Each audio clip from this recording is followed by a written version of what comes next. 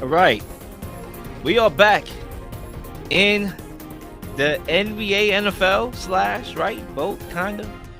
Who has more left in the tank to help contribute to a contending team? Chris Paul or Dalvin Cook? Now, why is the question worded like that? Well, we got the report yesterday that CP3, okay, may be waived. There's a lot of conflicting reports. He may be waived, he may be traded. Bottom line, he may not be back on the Suns.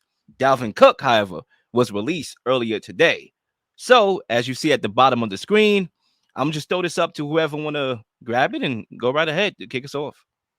Yeah, guys, I'll start this one off, and I think it's a really interesting question that is interesting because, like, both guys are kind of in similar positions, right? They're both well-established players, guys that have proven they, at one point or another, were among the best in their league at their position, and I do think both of them still have plenty more left to possibly help a contending team maybe get over that hump. But I'm going to answer this question with Chris Paul, and a lot of it just has to do with the fact that this is just another example of in the NFL, the running back position has just lost so much value. And it is, I don't want to say dead, but it is almost dead in the National Football League. And all, not reports, but everything you hear about Dalvin Cook is that the team he's most likely to go to is the Miami Dolphins. And I do think he would fit really well in that system, being a guy from South Florida. We know Mike McDaniel and what he's able to do on offense, really putting his guys in position to succeed. But when I look at the Miami Dolphins, they have a bunch of guys over there at running back right now. I'm a big fan of Raheem Mostert and everything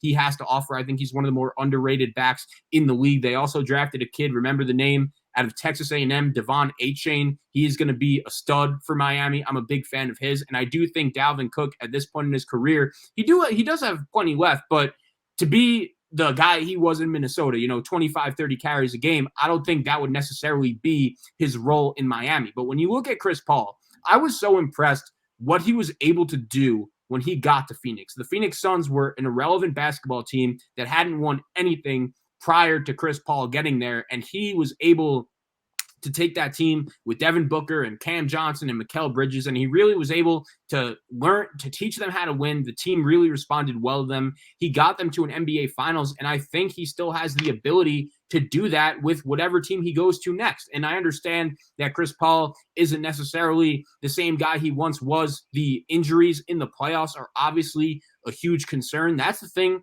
about Phoenix also. I think it's pretty unlikely that he's going to be back next year. Of course, as Will said, some reports say he's been waived, and I think that Chris Haynes report was pretty accurate, considering Chris Haynes isn't just tweeting that out if he didn't know or feel really confident that that would happen. And then if you read like the tweet below, he says Chris Paul is looking for to go to a contending team to help get them over the top, and he still thinks that he has plenty of basketball left in the tank. So I assume that Paul just leaked that report to Chris Haynes himself, and the Suns and Matt Ishbia and their front office didn't necessarily love the fact that that was getting leaked. Maybe they didn't want it out right now, because now if they had any hopes in trading him, all of that value is gone when teams realize that, okay, it's pretty likely that CP3 isn't going to be in Phoenix next year. But I do look at a couple of teams.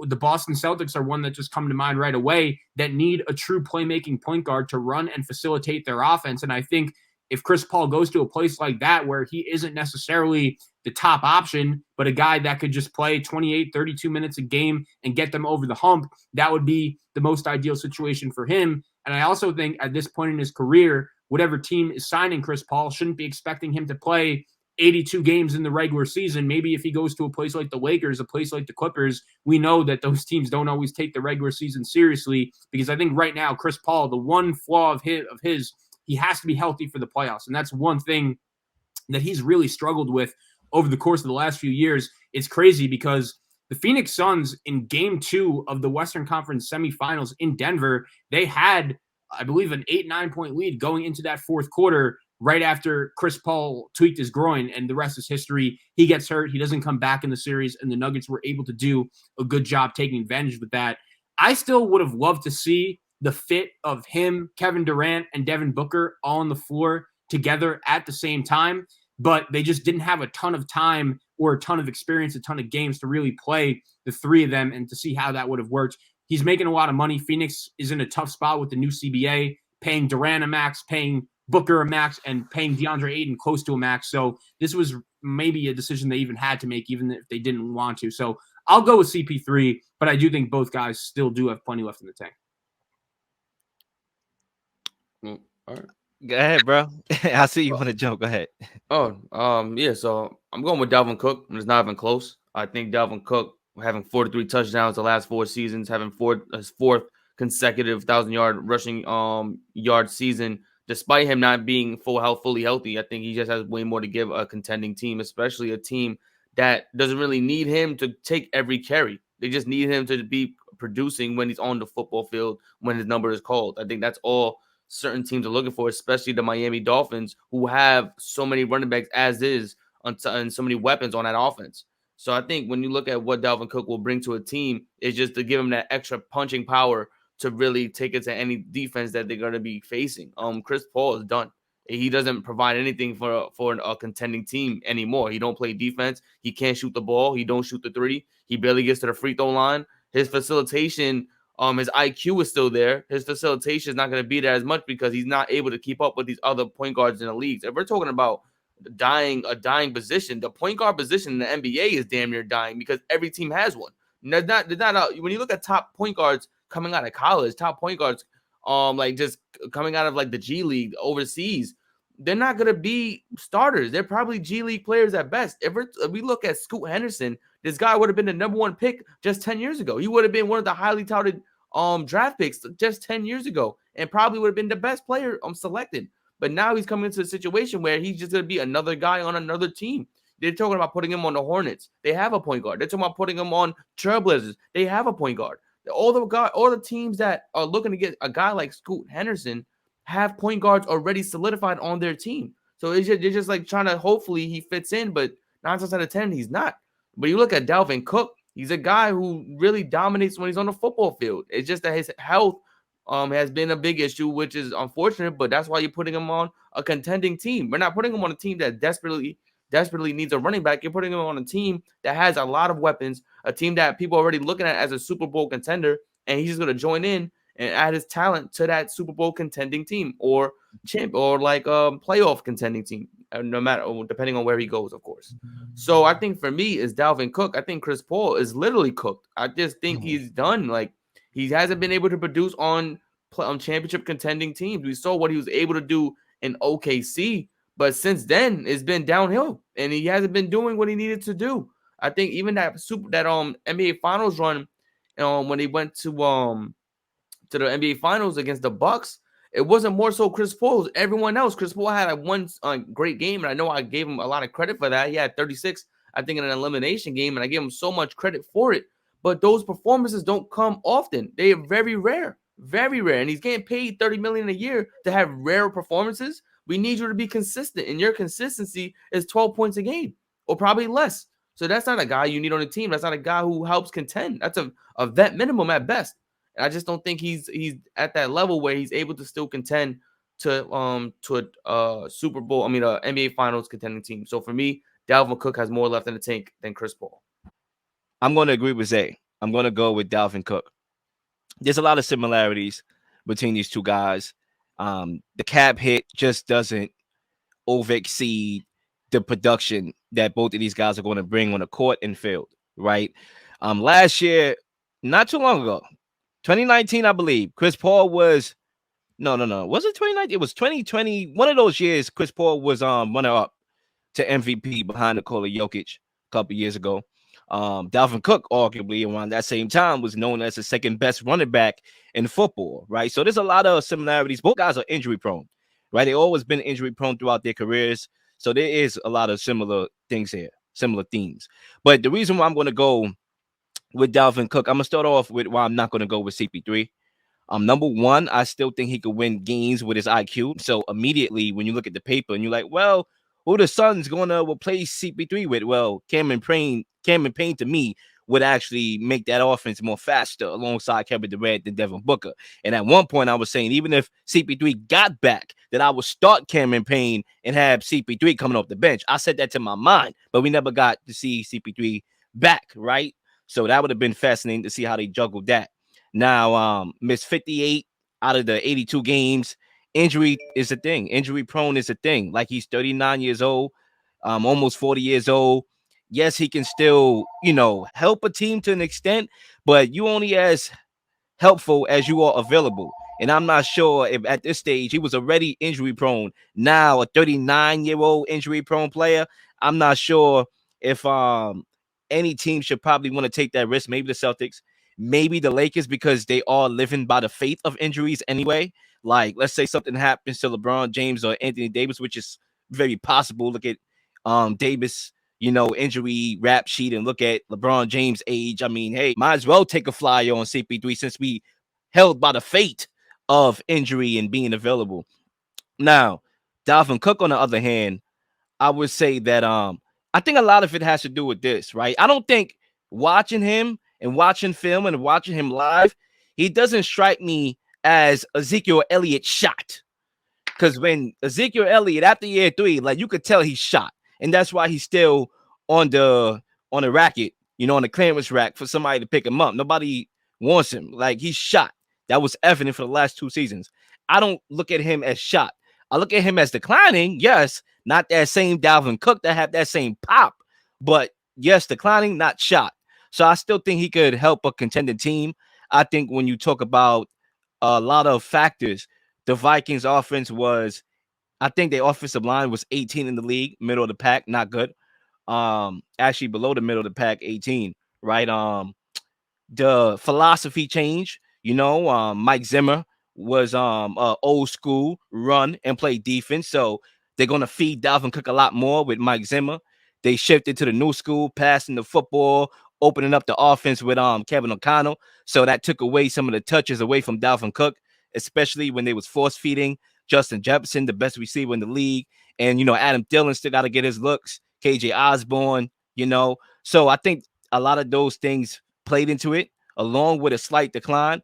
I think if Dalvin Cook goes to the Dolphins, the Chargers, or the Bills, he can literally help a team that's already contending, with the little nuance that they need, which is a ground and pound running back. And if he doesn't have to do much, he doesn't have to be that clear number one guy, he could offer a team, a championship team, more value than what CP3 can offer at both stages of their respective careers. Yeah, with Chris Paul, what do you guys think would be the most ideal fit? I know the Celtics, Lakers, Clippers, those are really the teams a lot of people have mentioned. I think the Lakers fit is interesting. Like, I would rather have him back next year than D'Angelo Russell, but I think the key is, like, the playoffs. You have to make sure he's healthy for the playoffs, because that is the one thing with him. Like, it's happened so many times throughout his career. Like, whatever team he's on, they're in a great position to win, and boom, immediately he gets hurt. And that team, their chances in the series are over from there. So for really both guys, where do we think the most ideal spot would be? I guess I'll go. I think the Celtics need a point guard. That's evident. I think a lot of the Celtics' issue is that they're trying to make Tatum both a playmaker and a scorer, and he's not a homegrown playmaker. Like, there's some guys that are playmakers, like they can make a play. Like Luka Doncic, he's a certified manipulator because of his playmaking ability. Tatum is not that; he's a scorer. So they having him play make. So sometimes in situations when they throwing 2 guys at you, you're reading the play as a scorer, not a playmaker. They need a playmaker, and CP3 will give them that and allow him to facilitate the offense so Tatum and Brown could be scorers. But I do think, personally, I don't think he's going there. I think he wants to play with LeBron James, which has been the case for the last couple of years. I think he's going to end up there. Like you said, anything is better than the Casper D'Angelo Russell that we got in the playoffs last year. So I think he ends up there. I think Celtics, as far as Dalvin Cook goes, I think he'll probably end up on the Dolphins. I think he wants to come home. I think the Riding on the Wall, that's a fun team. They have a lot of hype. They're very underrated right now. They're very hot. They're very explosive. Adding him will make them even more explosive, even if he's not at the full peak of his powers. So that's why I leave it. For me, I'm gonna start off with Chris Paul. The 3 teams I could have him going to is Minnesota Timberwolves, Brooklyn Nets, and Miami Heat. Those are the 3 teams that need a point guard desperately. If you put him on the Minnesota Timberwolves, it alleviates Anthony Edwards, Karl-Anthony Towns, and Rudy Gobert from having to force themselves to do too much offensively. He facilitates the offense, the ball moves, and they get to learn from a savvy vet in Chris Paul, because those are all still young guys, still trying to learn offense and how to move in a winning fashion. the Brooklyn Nets. It alleviates Mikal Bridges from being this number one scoring option of having to do shot creation, finding guys open, and while playing top tier defense. And so it allows him to play off ball, which is his best natural position in Phoenix Suns. He can still be the number one option, just an off ball player who focuses on defense, shooting the shot. And it gives the Nets a lob threat when Nicholas Claxton and Chris Paul. Miami Heat, they've been needing a point guard for so long now. You already have Gabe Vincent, who may not come back. We don't know because his contract is definitely gonna get a boost by the end of this playoff run, NBA Finals run.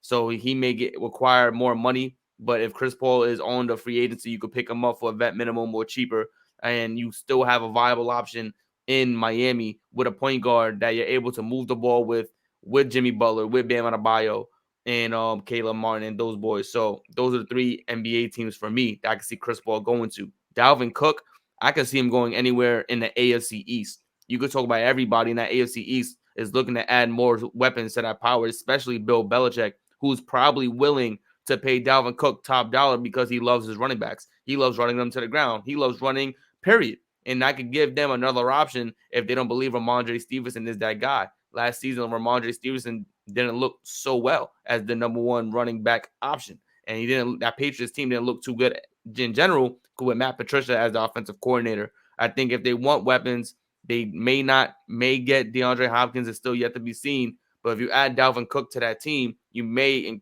inquire or may get the interest of DeAndre Hopkins to say, hey, I might want to come here as well with Dalvin Cook. So anywhere in that AFC East, I can see Dalvin Cook being fit. Yeah, with the Celtics point, I think that would be the place where I think Chris Paul could really elevate them, like he did with Phoenix. Like if Chris Paul goes to Boston, I think I would probably label them as my favorite to at least come out of the East, maybe win the whole thing next year. I think that's the guy that they need. I think he's a guy that would flourish there as like the 3rd or 4th option. And I have no problem with the Celtics wanting to bring back Jaylen Brown. It's just that I don't think you could run back the same exact team that you have the last few years that have really struggled to get over the hump in the playoffs. And I think Chris Paul would be the complementary move that just might put them over the top. And where do you think Dalvin Cook, where do you think he should end up? It's interesting. You know, I understand the Dolphins are an appealing fit. Like that's a great offense that everyone would want to play in. That's a competitive, really good team. But like, I think if I'm Buffalo, I would try my best to go after him. And it would be, I don't know how he feels about playing with his brother, but at the end of the day, like the Buffalo Bills, they're such a weird team because they are not built to flourish in their own home stadium in the playoffs. Like for the past 3 or 4 years now, this team has not been able to run the football, and that really has cost them. There have been countless examples where they had the opportunity to just end the game with a couple of first downs, and they haven't been able to do that because they couldn't run the football. And I think it's a very risky proposition to just rely on Josh Allen with the ball in his hands running for as long as they have. Like, I think especially when you have that big of an investment in him, it would really help them. It would really behoove them to run him into the ground just a little less. So I think if I'm Buffalo, I'm usually not advocating for a team to overspend or just be desperate for a running back, but I think they're a unique circumstance where if you're the Bills, like you should want to bring him in, because I think even though he still might be a guy that could handle 25 carries a game and could really affect the game as a team's number one running back. But I just feel like Buffalo, it's almost been a dark cloud over their head. The fact that they rely so much on Josh Allen, it's almost like the Nuggets with Jokic and Murray, like, what was it? Like 40 of their 45 baskets last night came with either one of them scoring or assisting the ball. Like it feels like Josh Allen just accounts for so much of their offense. They really might need to take the pressure off of him there. I mean, you already have a cook there. You're going to have a lot of cooks. James Cook, Dalvin Cook. Somebody got to cook, right? But anyway, good answers all across the board. Please like and subscribe for all the up-to-date content. You've been slinging shows left and right, slinging content left and right. Please don't miss anything. If you do, like, subscribe, leave a comment, leave a question, something you may want to answer, something you may have. All ideas are great ideas. Nothing's a dumb question.